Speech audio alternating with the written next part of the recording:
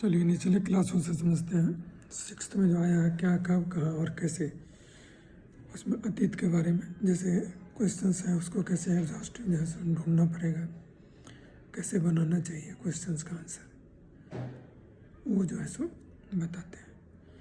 जैसे जहाँ तक मेरा दिमाग जाता है मैंने जो किया वो आपसे शेयर करते हैं। संस्कृत की पांडुलिपियाँ निम्नलिखित में से प्रमुखता किस क्षेत्र में मिलता है? इसका चॉइस है ए दक्षिण भारत, बी है उत्तरी भारत, सी है मध्य भारत और डी है पश्चिमी भारत। तो ये तो हो गया 4 चॉइस। अब इसका कैसे जो है सो मतलब ये करना है वो तो आप ढूंढ लीजिएगा जिसमें कहाँ है, कैसे है, क्या है। लेकिन इसको कैसे जो है सो करना चाहिए डिटेल में तैयार, उसको हम लोग एक बार समझ लेते हैं before start to NCERT main points, ठीक है ना, 6 से लेके 12th तक में।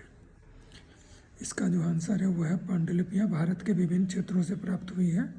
ये पुस्तकें हाथ से लिखी होने के कारण पांडुलिपि कही जाती है। अंग्रेजी में पांडुलिपि के लिए उपयुक्त होने वाला शब्द मैन्युस्क्रिप्ट है। लैटिन शब्द मैनु जिसका अर्थ हाथ है, हाथ से निकला है, ठीक है। और प्राचीन पांडुलिपियाँ उत्तरी भारत में कश्मीरी और पश्चिमी भारत के गुजरात नामक स्थान से प्राप्त हुई है। इसके अतिरिक्त मध्य भारत एवं दक्षिण भारत से भी इसकी प्राप्ति हुई। कोई विकल्प सही न होने के कारण आयोग ने इस प्रश्न का मूल्यांकन से बाहर कर दिया था। इसमें जो 4 चॉइस ऊपर दिया हुआ था उसमें से कोई भी आंसर इसका नहीं था, क्योंकि तकरीबन हर भाग से इसकी प्राप्ति हुई थी। इसीलिए इसका जो था से या जो सो उस हिसाब से चॉइस नहीं दिया गया था, तो आयोग ने इसको कंसिडर नहीं किया। आपको गुमराह करने के लिए इस ढंग का क्वेश्चंस रहेगा जिसमें आप कंफ्यूज होंगे। तो अगर डिटेल्ड स्टडी होगा आपका तो आप आराम से उसका आंसर ढूंढ सकते हैं। तो इसीलिए एग्जॉस्टिव स्टडी कैसे ढूंढें, कैसे करें, उसका जो है सो एक ये तरीका है। अब जिसमें और कैसे जा सकते हैं, ये पांडुलिपियाँ प्रायः तारपत्र अथवा हिमालय क्षेत्र में उगने वाले भोज नामक पेड़ के छाल से विशेष तरीके से तैयार भोजपत्र पर लिखी मिलती है, ठीक है। प्रारंभिक काल में कागज़ का आविष्कार नहीं हुआ था, अतः इनका प्रयोग होता था। आगे चलकर पत्थर के शिलाओं और तांबे के ताम्र पत्रों पर भी पांडुलिपियों की रचना की जाने लगी।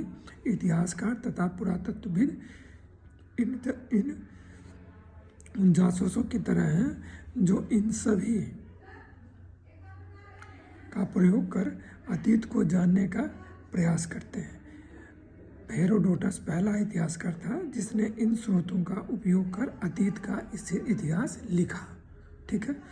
तो एक क्वेश्चंस मैं ये नहीं कह रहा हूँ, मैं ये कह रहा हूँ एक क्वेश्चंस को डिटेल में समझने के लिए आपको इतना एग्जॉस्टिव जो है सो जाना पड़ेगा। इसीलिए क्वेश्चंस आंसर का जब प्रैक्टिस कीजिए तो साथ में आप ये भी देखिए तो उसका जो है सो जो सिर्फ ये नहीं जो चॉइस आपने रट लिया, इस ढंग से जो है सो अगर आप एक ब्रीफिंग के साथ तैयार करेंगे तो आप कभी भी गलती नहीं करेंगे। इस चीज़ का ध्यान रखें। ये सिर्फ एक क्वेश्चन से जो मैंने एग्जाम्पल बताया, ठीक है।